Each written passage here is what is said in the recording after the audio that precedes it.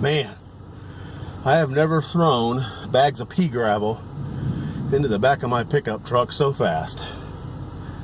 And I just barely made it. This storm is apparently throwing hail just south of us in Middletown. Or Middleton, or I don't know. Nobody in Ohio knows how to pronounce things. Woo! That was fun. Maybe we'll just sit here for a while and catch our breath.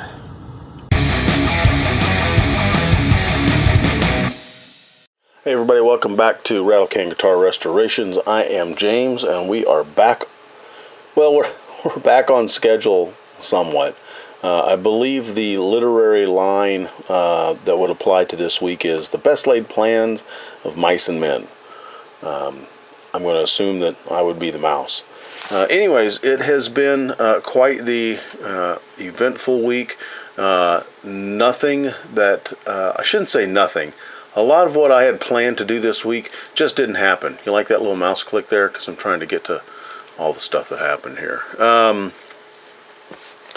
So what happened this week? This week we got cabinets for the shop that we found at one of the local at the Habitat for Humanity store. Probably paid a little more for those than I wanted to, but you know, it's a good cause. I'm fully supportive of what they're doing, so we're okay to do that. They're heavy. They're flipping heavy. Nice, decent quality. They actually have, plywood drawers, with wood. The bracing on it is good, and they're in pretty good shape. So with a little bit of finagling around, we were able to put them into a configuration that I think is going to work. We're going to give it a shot. I gotta build a couple of plugs for the counters. These countertops came out of our house, the house we're in now, and because Mrs. Rattlecan didn't like them, and I think they're going to make lovely workbenches. We are in the midst of the humid season. And so I have a woefully underpowered dehumidifier. We did an experiment to see if our roughed-in sewer was actually roughed in, or if they had just connected it up and put a cap on it. Well, it's just roughed in. So anyways, one of the first modifications to the shop we got to really do, we drilled holes in the wall, and we ran a condensate line that drips out outside of the south wall of the shop, which will come in, I think it'll come in useful in the future, because that is where the vegetable garden is going to be installed next year. We had the opportunity to acquire a new piece of equipment for the shop. It cost me the whopping total of 40 American pesos. And built in '88. It's a Chinese wonder. It has a throat that's an inch and a quarter deeper than what I had. It's got a much longer throw on the bit itself. It's also got a bigger chuck on it. It's got a 5/8 inch chuck on it. For the money and an hour of my time going up and getting this thing and coming back, I think it'll be great. The downside is the machine wall. I want to put it in the corner, which means I've got to shift everything down about 2 feet, but that's okay. I probably need the exercise.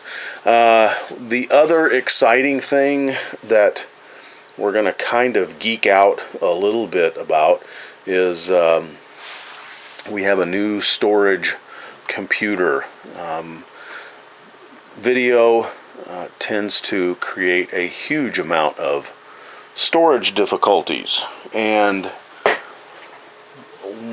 I have what's called an external drive farm. I have a number of them sitting in just like a book rack on my desk, and I'm not a fan of them. And there's minimal backup capacity for that. So a friend of mine came over, and we put the finishing touches on what's called the free NAS box. NAS just means network accessible, and ours is configured as a data server. I've got 6 drives in there, and because of the configuration, I could actually have 2 drives die on me, and I wouldn't lose any of the data. And that makes me happy, because if you've ever lost stuff on a computer before, you know that it's just, well, it's no fun. So that's the exciting bit of news. It's a very inexpensive build. I had parts laying around here. I had a friend of mine that donated some parts, some drives for me as well. So right now I'm into the whole thing for less than $350, and I've got just a shade under 2 terabytes of fully backed up data that will, it's easy to expand this system. So anyways, we'll stop talking about that. And hopefully it'll just be something that will make our organization a lot easier. And then here's the view just to the left of the desk. This is what I look at when I'm sitting here on the computer. Now, we've had to do some last minute shuffling.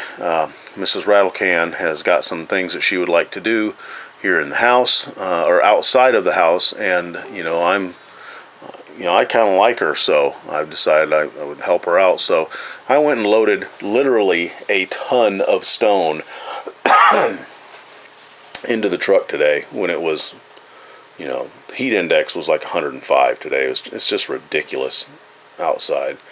And but the good news is there's a front moving through on Friday, and then I will help her with one of these beds, and then it's a good news, bad news things. The bad news is my wife and my daughter are headed back to Nebraska for a week. The good news is it means we get some more shop time. So that's what's kind of going on. We're puttering around and slowly adding some things to the shop. Again, it's the same thing I did last week. I get a little bit of time and I walk around the shop and I pick stuff up and I go, where is this going to go? And then I have to find a place for it to go. Slowly coming together. And I've also acquired, I don't know if it was there in last week's video or not, I've acquired the wood for a flat goods cart so that I can lay my sheets of plywood and MDF and get those out of the way, and then organize the tall skinnies, the pieces that I always seem to keep because I always seem to need them. So anyways, that is what's going on. I hope you guys are having a great day. If you've got any ideas for wood storage, I have wood storage for shorts. I'm making wood storage for sheets. It's the in-betweeners. It's, pieces of 1x and pieces of, long molding and stuff like that. That right now I'm kind of at a loss on how to store all of that stuff. If you have some good ideas for storage solutions that involve the ceiling, as far as racks that you can mount up on the ceiling and store stuff up there, I'd really be interested to see what it is that you guys are using. Anyways, I'm James. This is Rattlecan Guitar Restorations. Be sure to listen to Classic Rock Drops, the official podcast that we listen to in the shop here. Support Mike and Tuck and their podcast about new music by classic rock artists. Anyways, you guys have a great weekend. Cheers. Hey, if you like this episode of Rattlecan Guitar Restorations, you might want to check this video out as well. Be sure to subscribe to us on YouTube, and if you'd like to help the channel grow, consider stepping over to our Patreon page and giving that a look. Y'all have a good weekend. Cheers.